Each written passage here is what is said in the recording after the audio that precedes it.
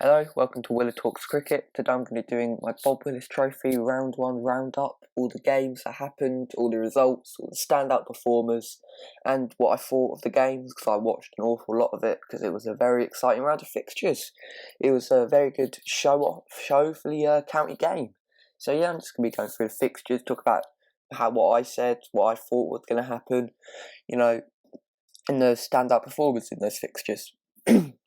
Okay, so the first fixture of the round was in the South Group, and that was Essex versus Kent. Essex won, which I'm happy about because I like Essex, they're my team. Beating Kent out of the bridge, bit of a rivalry, I'd say. Essex won by 2 wickets. Very, very tight game. Went down right to the end.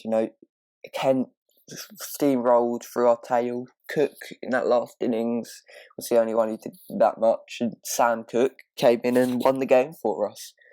But yeah, in that game, I said Essex would win, and they did, which, I was getting a bit nervous about towards the end, seeing as I didn't really think our tail could wag that as much as it did, really.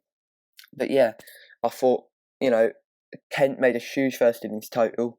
Essex made a decent first innings total. Heino Kuhn 140 for Kent and Ollie Robinson 78 for Essex. Nick Brown 61 and Pendo 78 down the order.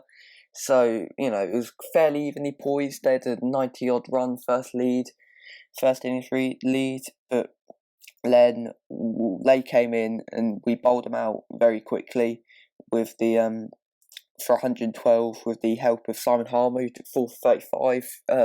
Cook, Porter and Quinn all chipped in with the wickets even. And yeah, and then we just chased it down, I'd say. Kushi on debut, 45 in the chase, promising youngster. But yeah, I'd say I predicted that game pretty well. I think I said it would be quite close, I can't really remember. And it was incredibly close and a great game to watch. Then, the next fixture, Gloucestershire-Worcestershire. Now, I didn't really know with this one. I said Worcestershire would win because I thought Worcestershire, decent team, but I don't know too much about Gloucestershire. And yeah, that's what happened. Worcestershire, in the end, on the last day, chased down Gloucestershire's 113 quite comfortably. Worcestershire put on, a massive, first innings total, and Gloucestershire 260 scores really in the first and third innings of the match, and not much trouble for Worcestershire, I'd say. Played a very, very, very good game. 428 in their first innings.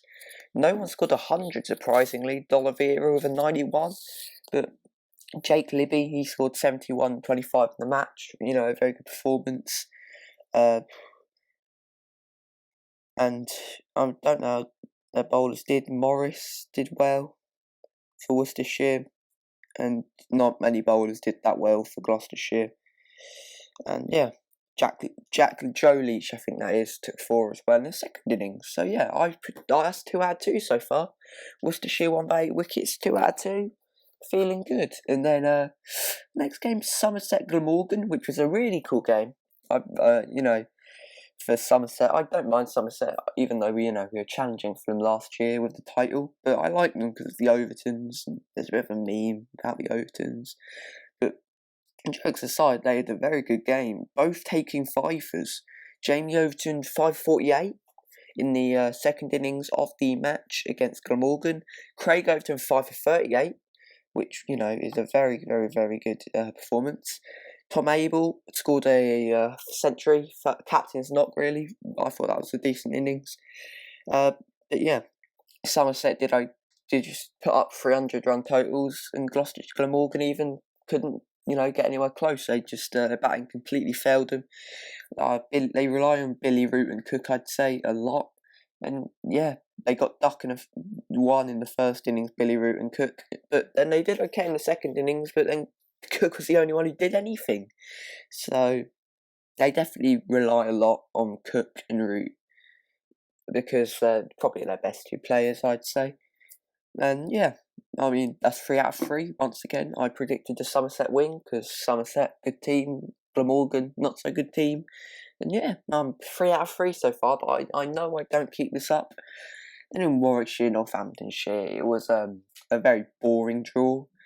Northamptonshire scoring 142 in their first innings. You thought, oh right, this is going to be over quickly. When Worcestershire put up 369 for 8, declared. You thought, not declared, but 120 overs to fill that new rule. You thought, all right, this is going to be easy.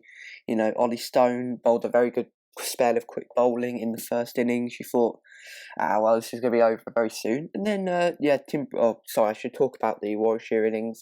Rob Yates, 88, very good. Tim Bresnan, 105. I mean, that's a great knock for someone of his age, and he's just moved to Warwickshire from Yorkshire, so that's very good. And then, out of nowhere, out of absolute, nowhere, Northants go and put on 500.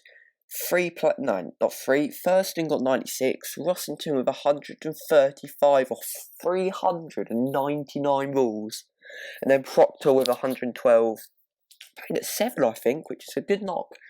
But they just killed the game off, really. No intention of winning it. They couldn't win it, so they just killed the game. And fair plays to their batting department, because they definitely did that. They definitely did that well. They killed the game well. I mean, it's not what you want to see, but you got to do what you got to do. And yeah, I applaud it, because I said Northamptonshire would get steamrolled, and they definitely didn't. They put up a good show, especially in that second innings, which shows there might be a bit of a surprise package this year in the Bob Willis Trophy. Not that easy points team that I thought they would be, which is interesting. And then my second wrong prediction, Derbyshire Nottinghamshire. What a game that was. Finn Hudson-Prentice, 91 not out to steer the game home for his team. Cohen, 30 off 38 on his birthday, on his debut. It was birthday and debut, I think. And 30 not out.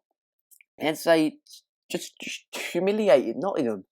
I don't know what's going on with Nottingham. I always thought they were a decent team. But Jake Ball leading the attack, and I don't rate him at all. So that could be a bit of a problem. But yeah, Derbyshire, Nottinghamshire batted first. Patel with 63 down the order.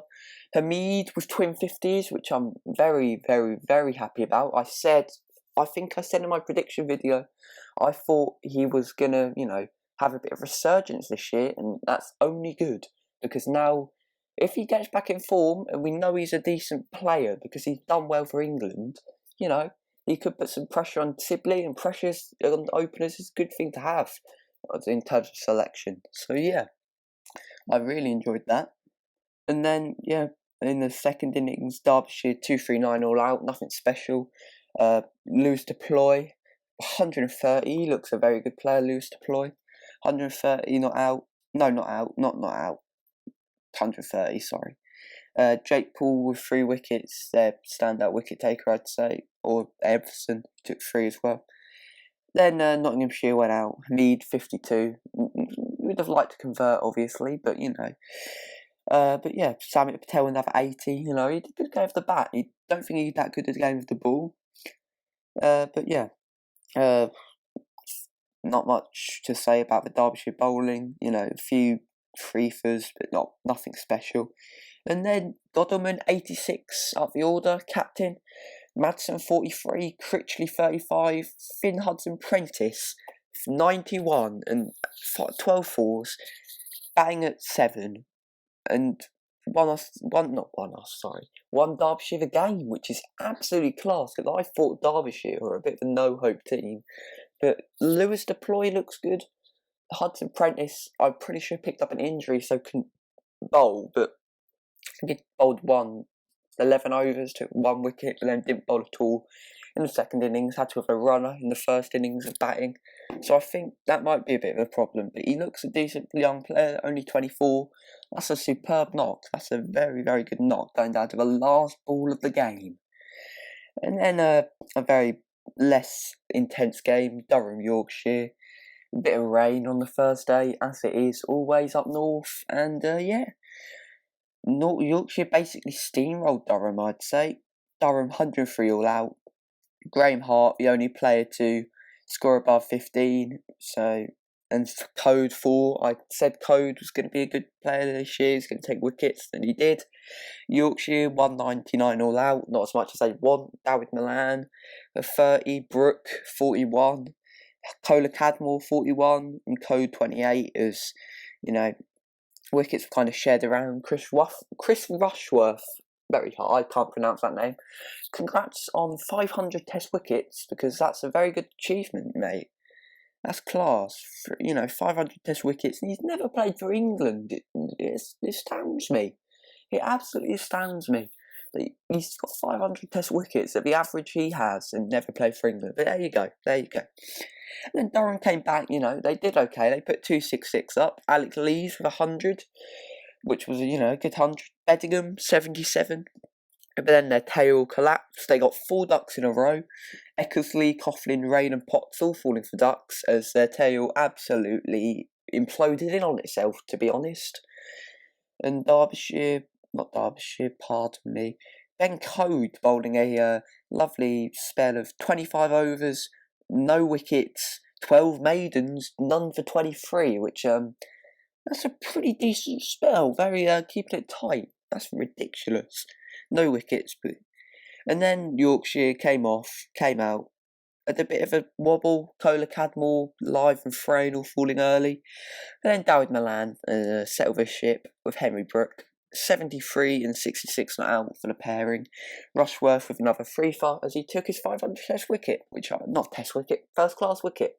Apologies if I said test. It's early morning, I'm not all with it right now. Then North Group game, Blackfinch Roads, Lancashire, Leicestershire.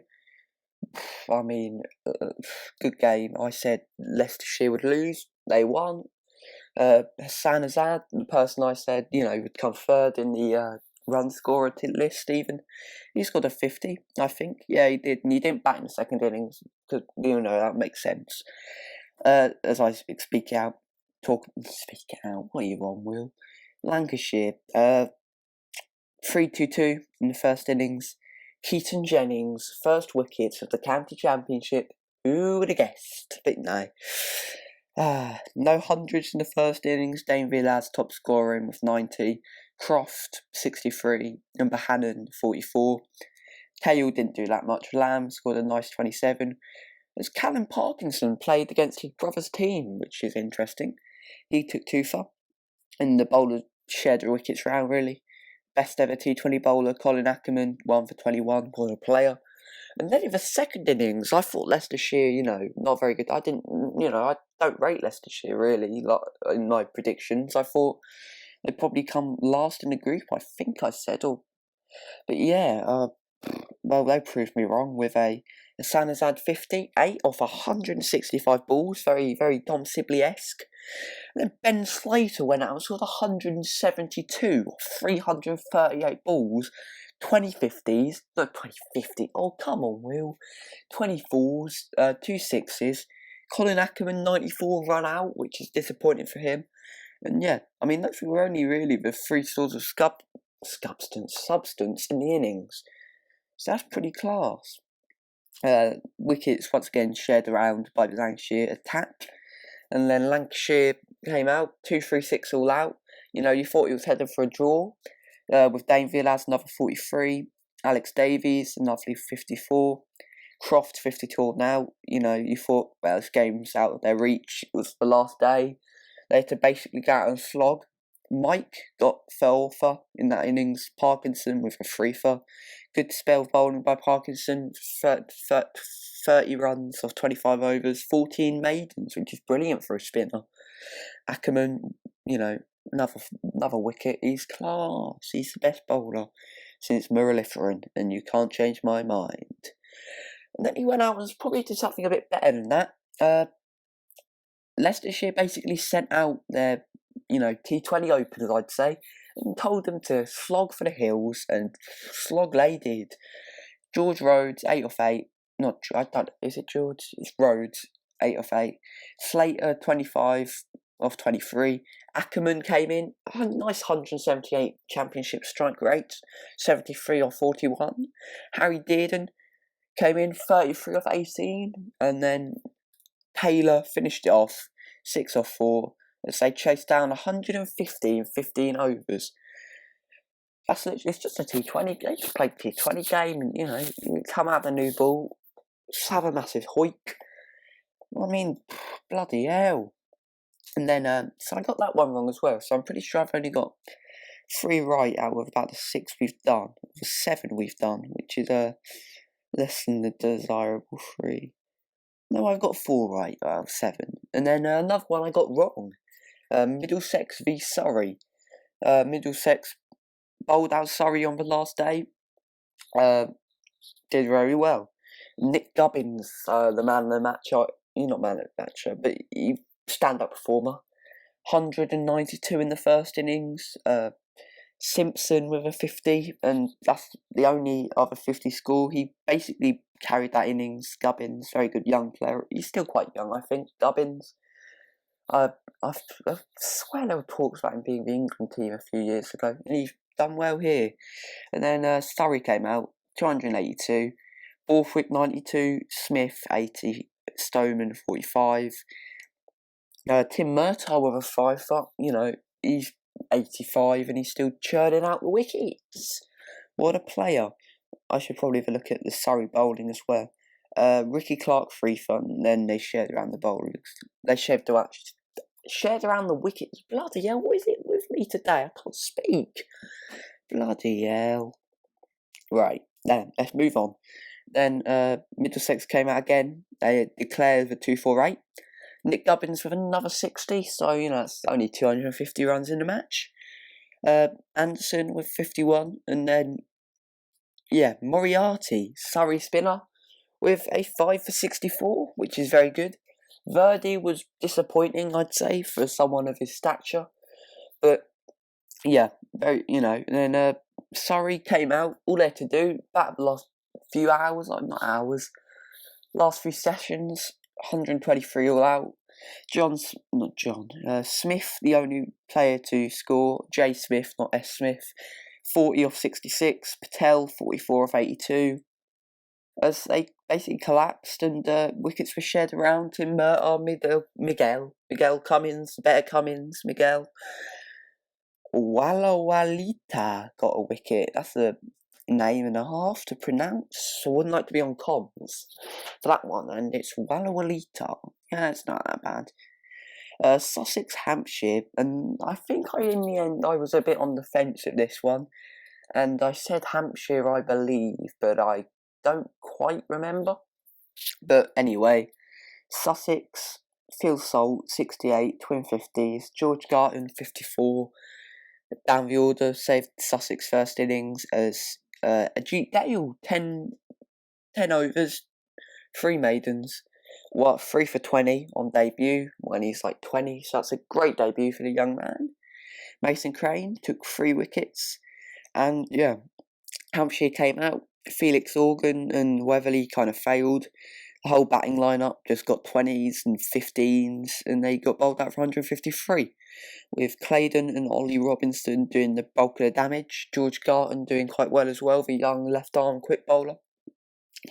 Then Sussex came out, full salt 80.